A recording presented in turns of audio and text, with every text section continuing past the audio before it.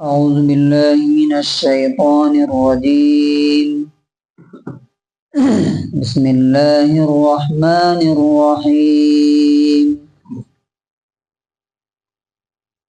واتل عليهم نبأ ابني آدم بالحق إذ قربا قربانا فتقبل من أحدهما ولم يتقبل من الآخر قال لأقتلنك قال إنما يتقبل الله من المتقين۔ یہ سورہ مائدہ سورہ نمبر 5 آیت نمبر 27 سے 29 تک کی آیت۔ یہاں سے ایک اور اسٹوری اللہ تعالیٰ اپنے نبی کے ذریعے ہم کو سنا رہا ہے، اور اس میں بھی ہمارے لیے بہت سارے لیسنس۔ آدم کے 2 بیٹوں کی کہانی، 3 آیتیں ہیں، اور تینوں میں کیا کیا سبق ہے ہمارے لیے وہ ہم دیکھیں۔ اللہ تعالیٰ کہتا ہے وَاتْلُ عَلَيْهِمْ، ان کو پڑھ کے سنا دیجیے، بتا دیجیے۔ تلاوت بولتے ہیں نا، تلاوت، اسی سے وَاتْلُ عَلَيْهِمْ، ان کو پڑھ کے سنا دیجیے۔ نبأ مطلب ہوتا ہے بڑی خبر، اہم واقعہ۔ کس کا واقعہ؟ ابنی آدم، آدم کے 2 بیٹوں کا واقعہ۔ بالحق، جو بالکل سچا ہے، جھوٹا نہیں ہے۔ آدم کے 2 بیٹوں کا سچا واقعہ ان کو سنا دیجیے، پڑھ کے بتائیے کیا ہوا تھا۔ اذ، جب کہ قربا، انہوں نے پیش کیا۔ قربا اسی سے قریب بنتا ہے۔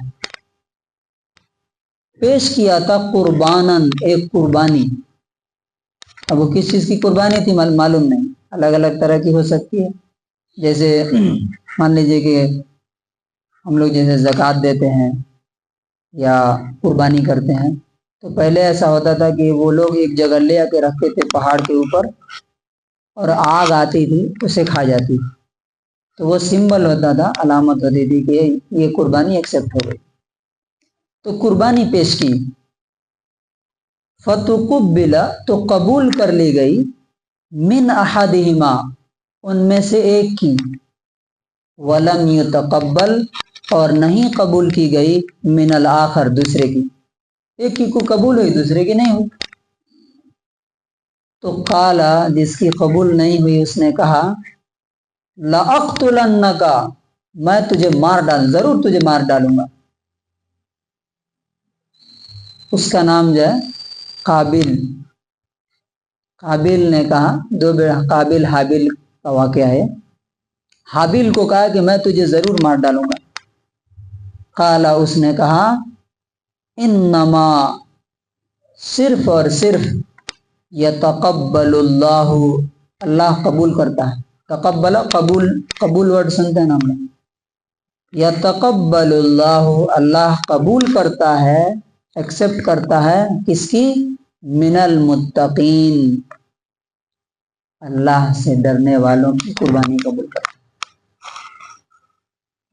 اس کا انگلش ٹرانسلیشن ہے، and recite to them the story of Adam's 2 sons in truth, when they both offered a sacrifice.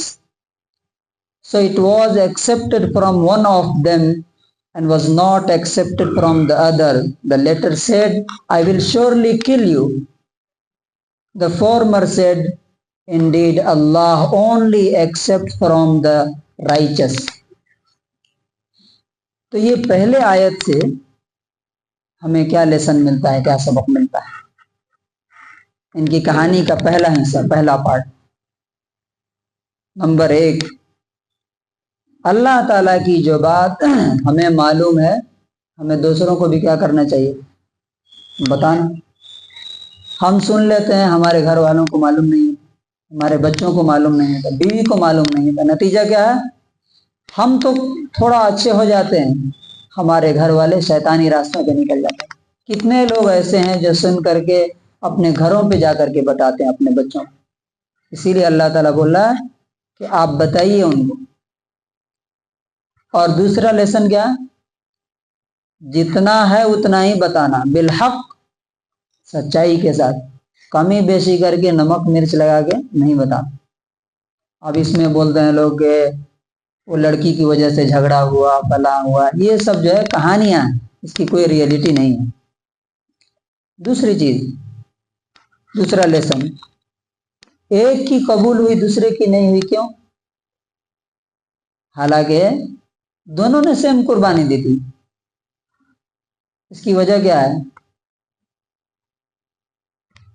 اللہ رب العزت کے یہاں کوئی بھی چیز ایکسیپٹ ہونے کے لیے، قبول ہونے کے لیے 3 چیزیں چاہیے. نمبر 1، صحیح انٹینشن، ارادہ اور نیت صحیح ہو. اگر نیت صحیح نہیں ہے، کھوٹ ہے، دکھاوا ہے، ریا ہے، واہوائی ہے، تو اللہ تعالیٰ اس کو ایکسیپٹ نہیں کرتا. بولتا ہے کہ جس کے لیے تو کر رہا ہے، قیامت کے دن اللہ تعالیٰ ایسے لوگوں کو بولے گا کہ جن لوگوں کو دکھاوے کے لیے تو نے کیا، جا کے انہی سے اپنا بدلہ مانگ لے، میرے پاس تیرے لیے نہیں. دوسرا، جو چیز پیش کی جا رہی ہے اللہ تبارک و تعالیٰ کے لیے، دی جا رہی ہے، جیسے قربانی ہے مان لیجیے، یا کوئی بھی چیز، کوئی کپڑا دیتے ہیں، پیسہ دیتے ہیں غریبوں کو، مسجد میں دیتے ہیں، وہ حلال اور پاک ہونا چاہیے.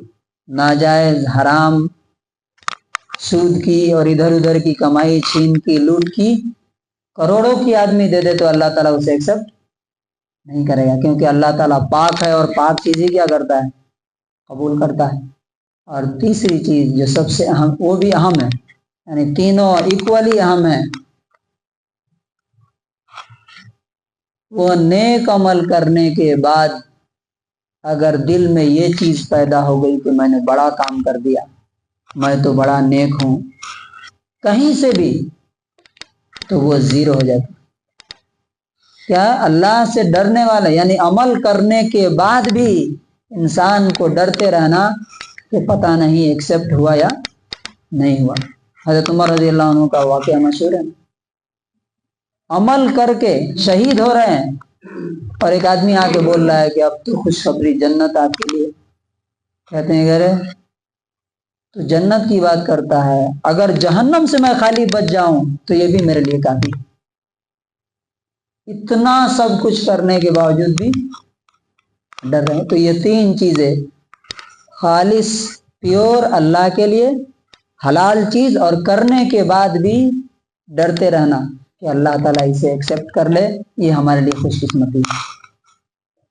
اور دوسری آیت میں کیا؟ لَئِن بَسَطْتَ إِلَيَّ، اگر تم نے میری طرف ہاتھ اٹھایا. بسطا، بسطا کے معنی ہوتے ہیں کھولنا، قبضہ کے معنی ہوتے ہیں بند کرنا. قبض بولتے ہیں نا اردو میں بھی، بند کرنے کے معنی. یہ قبضہ، قبضہ مٹھی کو بولتے ہیں.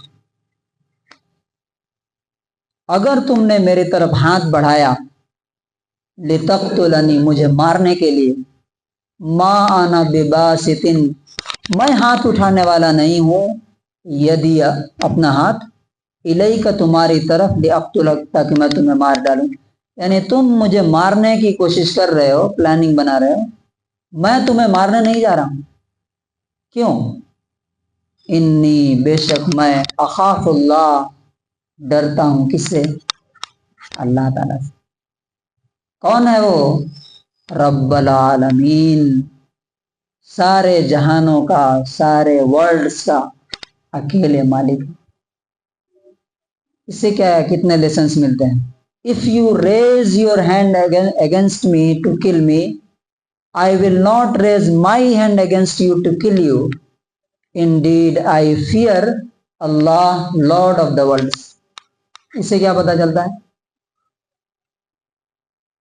اگر آپ کو کوئی بول دے کہ میں تم کو مار ڈالوں گا، تو آپ اس بیس پر خالی جا کے اس کو مار نہیں دیں گے کہ اس نے مجھے بولا ہے. جیسے امریکہ بولتا ہے نا کہ اگر مجھے شک ہوا، ڈاؤٹ ہوا کہ کسی کنٹری سے مجھ پہ حملہ ہو سکتا ہے، تو میں کیا کروں گا؟ اٹیک کر دوں گا. یہ نہیں، پلاننگ کر رہا ہے، وہ دھمکی دے رہا ہے، آپ جا کے اسے قتل نہیں کر سکتے، کل نہیں کرنا، ہاں مارنے کے لیے آ جائے اور آپ کی جان جب خطرے میں آ جائے، ڈینجر میں آ جائے، تو اپنی سیفٹی کے لیے آپ اس کو قتل کر سکتے ہیں، ورنہ خالی بول دیا آپ اس کے پیچھے پڑ جائے۔ ایک صاحب بول رہے تھے، دیکھیے کیسے لوگ اس میں جہالت میں کام کرتے ہیں۔ ایک صاحب تھے، انہوں نے کہا کہ فلاں آدمی نے مجھے میری مرڈر کرانے کی کوشش کی، اسے بھی میں ماروں گا، اس کے بھائی کو بھی ماروں گا، اور ماں باپ کو بھی، کئی لوگوں کو۔ میں نے کہا کہ یہ کہاں کا ہے اسلام ہے، یہ کون سی تعلیم ہے؟ ایسا تو اسلام نہیں سکھاتا۔ نہیں، انہوں نے اس کو سپورٹ کیا اور ان کے سپورٹ کی وجہ سے وہ مجھے مارنے کے لیے آئے۔ میں نے کہا کہ یہ تو بہت بڑا ظلم ہے، ایسا اسلام نہیں سکھاتا کہ بے گناہ کو آپ مار دیں۔ تو کہا کہ تم مجھے مارنے کے لیے ہاتھ اٹھاؤ گے تو میں نہیں ماروں، ہاں آ جائے گا مارنے کے لیے تو ڈیفنس میں، اب یہ نہیں کہ ہاتھ باندھ کے کھڑے ہو جائیں گے، ٹھیک ہے بھائی آئے ہو تو مار لو، یہ نہیں۔ اور جو آخری بات ہے وہ کیا ہے؟ انی اخاف اللہ رب العالمین، میں ڈرتا ہوں کس سے؟ اللہ تعالیٰ سے۔ یعنی ایسا نہیں کہ میں تجھے نہیں مار سکتا ہوں، میرے پاس طاقت اور پاور نہیں، میں بھی تجھے مار سکتا ہوں، لیکن میں اس لیے نہیں ماروں گا کہ اللہ تبارک و تعالیٰ کو مجھے جواب دینا۔ اس سے کیا پتہ چلتا ہے؟ یہ لوگ بولتے ہیں کہ اسلام مارنے کی بات کرتا ہے، یہاں پہ کیا کہا جا رہا ہے؟ اللہ کا ڈر اگر دل میں ہوگا تو وہ انسان کسی کو مارے گا نہیں، کسی کا مرڈر نہیں کرے گا۔ اور دوسرا کیا کہ گناہوں سے انسان کو صرف ایک ہی چیز روک سکتی ہے، وہ کون سی؟ اللہ کا ڈر۔ جس کے دل میں، بچوں کو سے لوگ بہت پریشان رہتے ہیں، ورکر سے پریشان رہتے ہیں، ٹھیک سے کام نہیں کرتے، کیوں نہیں کرتے ہو؟ یہ دنیا میں جتنے کرپشنز ہو رہے ہیں کیوں ہو رہے ہیں؟ یہ بلیک منی کا جو کاروبار چل رہا ہے، جو مہنگائی بڑھ رہی، سب کے پیچھے ریزن کیا ہے؟ اللہ کا ڈر نہیں ہے، نتیجہ کیا ہے؟ ہر جگہ لوگ اپنی منمانی اور اپنے فائدے کے لیے سارے کام کرتے ہیں۔ یہاں پہ کیا بتایا جا رہا کہ مرڈر، قتل بڑا گناہ ہے، اور اس گناہ سے کیوں بچ رہا ہے؟ کیونکہ اسے اللہ کا ڈر ہے کہ خدا کے سامنے اس کو جواب دینا۔ انشاءاللہ یہ آج 2 ہی آیت میں نے یہ پیش کی ہے، ٹائم زیادہ ہوا، کل اور باتیں ہیں اس میں، تو اللہ تعالیٰ سے دعا ہے۔ کنکلوژن کیا ہے کہ اللہ تعالیٰ جو بھی باتیں ہم کو بتا رہا، اس میں اللہ تبارک و تعالیٰ کے حکم کے مطابق ہمیں زندگی گزارنا ہے۔ اللہ تعالیٰ ہمیں اس کی توفیق دے۔